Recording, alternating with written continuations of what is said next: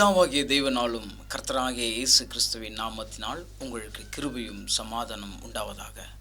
இன்று நாம் தெரிந்து கொள்ளப்பட்ட பாடம் என்னவென்றால், சங்கீதம் 90 அதிகாரம் 10 வாசிக்க கேட்பாங்க. எங்கள் ஆயுசு நாட்கள் 70 வருஷம், பெலத்தின் மிகுதியால் 80 வருஷமாயிருந்தாலும் அதன் மேன்மையானது வருத்தமும் சஞ்சலமுமாமே. அது சீக்கிரமாய் கடந்து போகிறது, நாங்களும் பறந்து போகிறோம். பாருங்க, மனுஷனுக்கு வேதத்தில் ஆயுசு நாட்கள் எவ்வளவு குறிக்கப்பட்டிருக்குது என்றால் 70 இல்லை என்றால் 80ங்க. இதில் ரெண்டில் எதுவாக இருந்தாலும் அதோடைய மேன்மை வருத்தமும் சஞ்சலமாகும். அது சீக்கிரமாய் கடந்து போதான் நாமோ பறந்து போகிறோம் என்பது வேதத்தின் தெளிவுபடுத்துகிறதுங்க. அப்போ இந்த வாழ்கிற வாழ்க்கையில் நாம் என்ன செய்ய வேண்டும்? இந்த வாழ்க்கைக்குள்ளாக தேவன் நம்ம இடத்தில் எதிர்பார்க்குற விஷயத்தை நம்ம இந்த வேத பாடத்திலிருந்து பார்க்க போகிறாங்க. நாளைக்கு நடப்பது உங்களுக்கு தெரியாதே, உங்கள் ஜீவன் எப்படிப்பட்டது? கொஞ்சம் காலம் தோன்றி பின்பு தோன்றாமற் போகிற புகையை போல் இருக்கிறதே. பாருங்க, இந்த கொஞ்ச காலம் எப்படி தோன்றுகின்றது என்றால் 70 இல்லை என்றால் 80ங்க. இதோடைய மேன்மையோ வருத்தமும் சஞ்சலமாய் இருக்கிறதுங்க.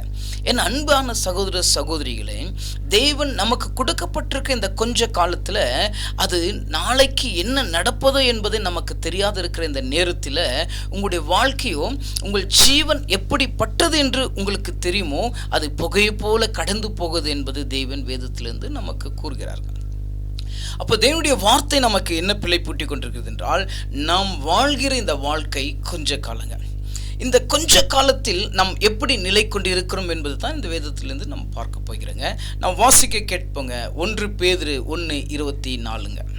மாம்சம் எல்லாம் புல்லை போலவும் மனுஷருடைய மகிமை எல்லாம் புல்லின் பூவை போலவும் இருக்கிறது. புல் உலர்ந்தது, அதன் பூவும் உதிர்ந்தது. புல் எப்படி வளர்கிறதோ, அது எப்படி இல்லாமல் போகிறதோ, அப்படியே மனுஷனுடைய வாழ்வு என்பது தேவன் புல்லை கூறி நம்மை பேசி கொண்டிருக்காங்க. அப்போ தேவன் நமக்கு கூறுகிற இந்த வார்த்தையிலிருந்து என்ன தோன்றுகிறது என்றால், நம் வாழ்கிற வாழ்க்கை, நம்முடைய ஜீவன் எப்படிப்பட்டது என்று நாம் பார்க்கும் பொழுது அது கொஞ்ச காலம் தோன்றி புகையை போல கடந்து போகுதுங்க. அது எப்படி கடந்து போகுதுன்னா, இதோ 70 வயசு இல்லைனால் 80ங்க. இது இரண்டில் எதுவாக இருந்தாலும் அதோடைய மேன்மை வருத்தமும் சஞ்சலமாக இருக்குதுங்க. இது சீக்கிரமாய் கடந்து போகுதுங்களா, நாமும் பறந்து போகிறோம். இதுலேருந்து நாம் என்ன கற்றுக்கொள்கிறோம்? நாம் பார்த்தோம் இல்லைங்களா, நாளைக்கு நடப்பது உங்களுக்கு தெரியாது, உங்களுடைய வாழ்வும் கொஞ்ச காலம் புகையை போல தோன்றுகிறது. ஒரு புல்லை போல உங்கள் மாம்சம் இருக்கிறது, ஒரு பூவை போல உங்கள் மகிமை இருக்குது. அது தேவன் இதை வேதத்திலிருந்து நமக்கு தெரிவிக்கிறார். ஒரு மனுஷனுடைய வாழ்வு எப்படிப்பட்டது என்று தேவன் தெரிவிக்கிறாருங்க. நமக்கு தேவன் வேத புஸ்தகத்திலிருந்து சில விஷயங்களை நமக்கு சொல்லி கொடுக்குறாருங்க. நாம் இதை வாசிக்க கேட்பங்க. 1 பேதுரு 4:7. எல்லாவற்றிற்கும் முடிவு சமீபமாயிற்று, ஆகையால் தெளிந்த புத்தியுள்ளவர்களாய் இருந்து ஜெபம் பண்ணுவதற்கு ஜாக்கிரதையுள்ளவர்களாய் இருங்கள். நீங்கள் தெளிந்த புத்தி உள்ளவர்களாய் இருங்கள்.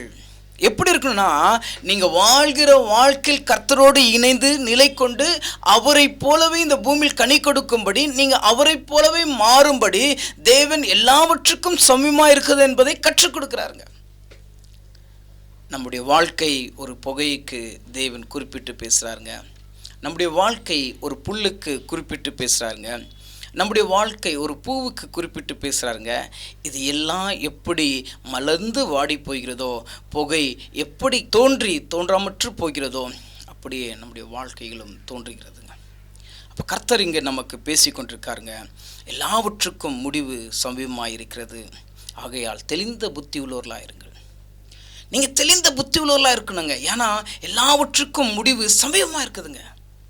கர்த்தருடைய வருகை சீக்கிரமாக இருக்கிறது என்பதை நாம் இந்த உலகத்தில் நடக்கிற காரியங்களை நம்ம அறிகிறோங்க.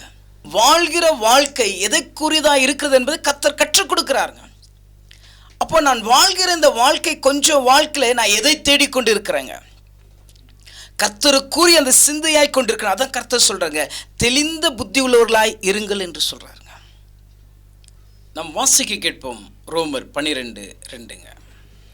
நீங்கள் இந்த பிரபஞ்சத்திற்கு ஒத்த வேஷம் தெரியாமல் தேவனுடைய நன்மையும் பிரியமும் பரிபூர்ணமான சித்தம் இன்னதென்று பகுத்தறியத்தக்கதாக உங்கள் மனம் இருக்கிறதினாலே மறுரூபம் ஆகுங்கள். இப்பிரபஞ்சத்திற்கு ஒத்த வேஷம் தெரியாமல் கிறிஸ்துவை சார்ந்திருக்கிற ஜனங்களுக்கு தேவன் அவருடைய வேதத்தின் மூலியமாக அழகாய் நம்மோடு பேசி கொண்டிருக்காருங்க. நீங்கள் கிறிஸ்துவை சார்ந்திருக்கிறீர்கள் என்றால் நீங்கள் தெளிவுள்ளவர்களாக இருக்க வேண்டுங்க. எப்படி தெளிவுள்ளவர்களாக இருக்க வேண்டும் என்றால், இப்பிரபஞ்சத்துக்கு நீங்கள் ஒத்த வேஷம் தரிக்க கூடாதுங்க. நீங்கள் கர்த்தருக்குரிய சிந்தையாய் நிலை கொண்டிருக்க வேண்டும் என்பதை கற்றுக் கொடுக்கிறாருங்க. ஏனென்றால் நீங்கள் வாழ்கிற வாழ்க்கை கொஞ்ச காலம் அதை புகை போல தோன்றுகிறது. அது பார்க்கும் பொழுது அந்த புகை எங்கே கடந்து போகிறது என்பதை தெரியாததை போல உங்களுடைய வாழ்க்கை இந்த பூமியில் நிலை கொண்டிருக்கிறது என்பதை கற்றுக் கொடுக்கிறாருங்க. நீங்கள் தெளிவுள்ளவர்களாய் இருக்கிறீர்கள் என்றால் அவருடைய வருகையில் நீங்களும் அவருக்கு முன்பதாக இருப்பீர்கள். நாம் வாசிக்க கேட்போங்க. 1 பேதுரு 5:8. தெளிந்த புத்தியுள்ளவர்களாய் இருங்கள், விழித்திருங்கள். ஏனெனில் உங்கள் எதிராளியாகிய பிசாசானவன் கெர்ச்சிக்கிற சிங்கம் போல் எவனை விழுங்கலாமோ என்று வகை தேடி சுற்றி திரிகிறான். எவனை விழுங்க வைக்கலாமோ என்று வகை தேடி சுற்றி திரிகிறார்கள். எப்படி என்றால், கிறிஸ்துவை சார்ந்து நீங்க வாழும் பொழுது தெளிந்த புத்தி உள்ளவர்களாய் இருக்க வேண்டும் என்பது கற்றுக் கொடுக்கிறாருங்க. ஏன் தெளிந்த புத்தி உள்ளவர்களாய் நீங்க இருக்க வேண்டும் என்று கற்றுக் கொடுக்கிறாருன்னா, பிசாசானவன் உங்களை எங்க விழுக வைக்கலாம் என்று வகை தேடுறாருங்க. அதான் கர்த்தர் சொல்றாருங்க, நீங்க வாழ்கிற இந்த வாழ்க்கை நாளைக்கு என்ன நடப்பது என்பது உங்களுக்கு தெரியாது. அப்ப நாளைக்கு நடப்பது என்னதென்று உங்களுக்கு தெரியாது இருப்பதினால உங்களுடைய விசுவாசத்தில் நீங்க உண்மையா இருக்கும்படி விழித்திருந்து அவரோடு நீங்க ஜெபம் பண்ண வேண்டியதா இருக்குதுங்க. கர்த்தரோடு கர்த்தருடைய நாமத்தை மகிமைப்படுத்துவர்களாகவும் கர்த்தருக்குரிய சிந்தையாய் நிலை கொண்டிருக்கிறவர்களாகவும் கர்த்தரை போல நீங்கள் மனம் மாறி இந்த உலகத்தில் நிலை கொண்டிருக்கும்படி கர்த்தர் கற்றுக் கொடுக்கிறாருங்க. எதிரியாளியானவன் பிசாசானவன் உங்களை எங்க விழுங்க வைக்கலாமோ என்று வகை தேடுறாருங்க. நீங்கள் கிறிஸ்துவை உண்மையாய் சார்ந்து நிலை கொண்டிருக்கிறீர்கள் என்றால் நீங்கள் வாழ்கிற இந்த கொஞ்ச வாழ்க்கையில் நீங்கள் விழாதபடிக்கு கர்த்தரோடு விழித்திருந்து நீங்கள் அவரோடு உண்மையாய் நிலை கொண்டிருக்க வேண்டும் என்பது தேவன் கற்றுக் கொடுக்கிறாருங்க. நாம் வாசிக்குவோம் 1 பேதுரு 3:9.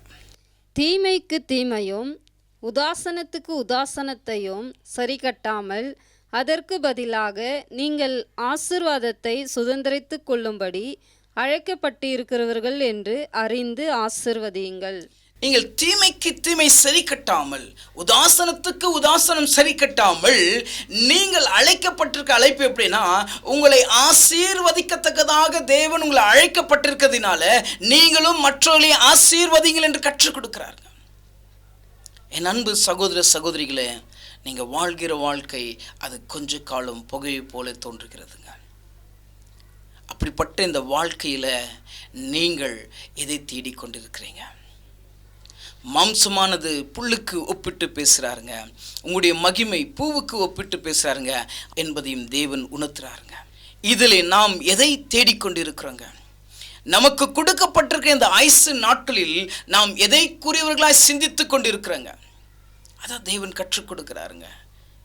நீங்கள் தீமைக்கு தீமை செய்கிறவர்களா இருக்கிறீர்களா, உதாசனத்திற்கு உதாசனம் செய்கிறவர்களா இருக்கிறீர்கள் என்றால் நீங்கள் இந்த உலகத்திற்கு இப்பிரபஞ்சத்திற்கு ஒத்த வேஷம் தரித்து கொண்டிருக்கிறீர்கள். நீங்கள் அதற்காக அழைக்கப்படவில்லை.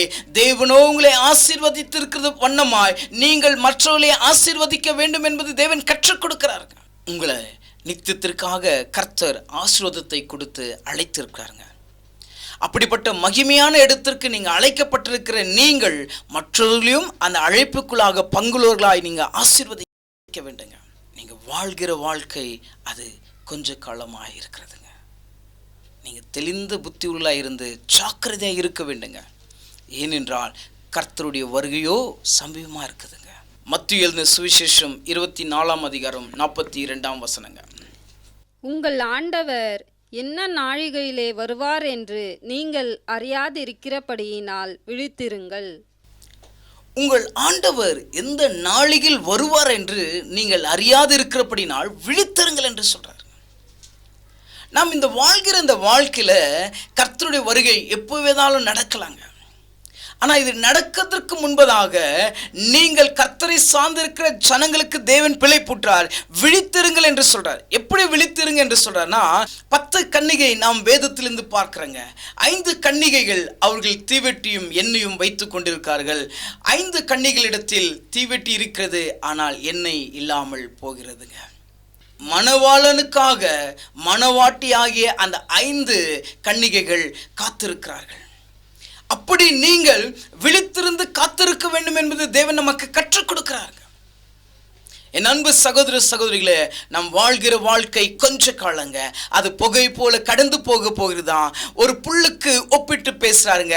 அது எப்படி மலர்ந்து அது எப்படி உதிர்ந்து போகிறதோ அப்படியே நம்முடைய வாழ்வும் உதிர்ந்து போகும் என்று சொல்கிறாருங்க. இப்படிப்பட்ட வாழ்க்கையில் நாம் வாழ்ந்து கொண்டிருக்கும் போது நீங்க தெளிந்த புத்தி உள்ளவர்களாய் இருங்கள் என்று சொல்றாருங்க. ஏன் தெளிவுள்ள புத்தி உள்ளவர்களாய் இருக்க வேண்டும் என்று கற்றுக் கொடுக்கிறார் என்றால், நீங்கள் எப்பொழுது உங்களுடைய ஆயுசு நாட்கள் முடியும் என்பது உங்களுக்கு தெரியாது. இயேசு கிறிஸ்துவின் வருகையோ சமீபமா இருக்குது. நீங்க விழித்திருந்து அவரோடு நிலை கொண்டு இருக்க வேண்டும் என்பதை தேவன் கற்றுக் கொடுக்கிறாருங்க. நாம் வாசிக்க கேட்பங்க ரோமர் 13:11. நித்திரை விட்டு எழுந்திருக்கத்தக்க வேலையாயிற்று என்று நாம் காலத்தை அறிந்தவர்களாய் இப்படி நடக்க வேண்டும். நாம் விசுவாசிகள் ஆன போது இரட்சிப்பு சமீபமாயிருந்ததை பார்க்கிலும் இப்பொழுது அது நமக்கு அதிக சமீபமாய் இருக்கிறது. என் அன்பு சகோதர சகோதரிகளே, கர்த்தர் நம்மளோடு பேசுகிறாருங்க. நீங்க நித்திரை விட்டு எழுந்திருக்கத்தக்க வேலை ஆயிற்று என்று சொல்றாருங்க. நான் அந்த உலகத்தின் ஜனங்களோடு நான் தீமைக்கு தீமை செய்து கொண்டிருக்கின்றால், உதாசனத்திற்கு உதாசனத்தை செய்து கொண்டிருக்கிறேன் என்றால், நான் இன்னும் இந்த உலகத்தின் ஆசைகளுக்குள்ளாக நிலை கொண்டிருக்கிறேன் என்றால், இன்னும் இந்த பிரபஞ்சத்திற்கு ஒத்த வேஷம் தரித்து கொண்டிருக்கிறேன் என்றால், கர்த்தர் நம்மை பார்த்து சொல்கிறார், நித்திரை விட்டு எழுந்திருக்க வேலை ஆயிற்று என்று காலத்தை அறிந்தவர்களாய் இப்படி நடக்க வேண்டும். எப்படி நடக்க வேண்டும் என்றால், நீங்கள் விசுவாசித்த போது ரட்சிப்பு எப்படி உங்களுக்கு சமீபமாய் இருந்துச்சோ அதை காட்டிலும் இன்னும் அதிகமாய் சமீபமாய் இருக்கிறது என்றால், கர்த்தருடைய வருகையோ நெருங்கி கொண்டு அது நிலை கொண்டு இருப்பதை நாம் இந்த உலகத்தை பார்க்கும் பொழுது அறிந்து கொள்கிறோங்க. என் அன்பு சகோதர சகோதரிகளே, நாம் கிறிஸ்தவர்களாய் சார்ந்திருக்கிறோங்க. கிறிஸ்துவை சார்ந்திருக்கிற நம்மிடத்தில் கர்த்தர் கேட்கிறாங்க, நீங்க விழித்திருக்க வேண்டும் என்பதை கர்த்தர் கற்றுக் கொடுக்கிறாருங்க. எப்படி விழித்திருக்க வேண்டும் என்றால், 5 கன்னிகைகள் அவர்கள் தீவெட்டியும் எண்ணெயும் வைத்துக் கொண்டு மணவாளனுக்காக காத்திருந்ததை போல நம்முடைய விசுவாசத்தில் நம்முடைய ரட்சிப்பை தேவன் கொடுத்திருக்கிற இந்த தருணத்தில் நாமும் அப்படியே கர்த்தருக்காக மணவாட்டிகளாக மணவாளனுக்காக காத்திருக்கும்படி கர்த்தர் கற்றுக் கொடுக்கிறாருங்க. வாசிக்க கேட்போங்க 1 யோவான் 2:17. உலகமும் அதன் இச்சையும் ஒழிந்து போவோம், தேவனுடைய சித்தத்தின்படி செய்கிறவனோ என்றென்றைக்கும் நிலைத்திருப்பான். உலகமும் அதோடைய இச்சையும் ஒழிந்து போகுதுங்க. ஆனா தேவனுடைய சித்தத்தின்படி யார் ஒருவன் செய்கிறானோ அவனே நிலைத்திருப்பான் என்பது வேதத்தின் வசனம் நமக்கு கற்றுக் கொடுக்குதுங்க. என் அன்பு சகோதர சகோதரிகளே, நாம் வாழ்கிற வாழ்க்கை 70 இல்லை என்றால் 80ங்க. அதோடைய மேன்மையானது வருத்தமும் சஞ்சலமா, அது சீக்கிரமாய் கடந்து வருதுங்களா, நாமோ பறந்து போகிறோம். நாளைக்கு நடப்பது என்னதென்று நமக்கு தெரியாதுங்க. அது கொஞ்ச காலம் தோன்றி தோன்றாமற்று போகிற ஒரு புகையை போல இருக்குதுங்களா. நீங்கள் விழித்திருந்து ஜாக்கிரதையா இருங்கள் என்று தேவன் கற்றுக் கொடுக்கிறாருங்க. ஏனென்றால் நீங்கள் வாழ்கிற வாழ்க்கை அது புகையை போல கடந்து போகும். அந்த வாழ்கிற வாழ்க்கையில் நீங்கள் எதற்கு கூறியவர்களாய் இருக்கிறீர்கள் என்பது தேவன் நம்மோடு இன்று தினத்தில் இந்த பாடத்திலிருந்து நம்மை தெரிவிக்கிறாருங்க. என் அன்பு சகோதர சகோதரிகளே, நீங்களும் அந்த 5 கன்னிகை போல மணவாளனுக்காக காத்திருக்கிறீர்கள் என்றால், கர்த்தர் வருகிற நாட்களில் நீங்களும் அவருடைய வருகையிலே நிலை கொண்டு இருப்பீர்கள் என்பதை நாம் வேதத்திலிருந்து அறிகிறோங்க.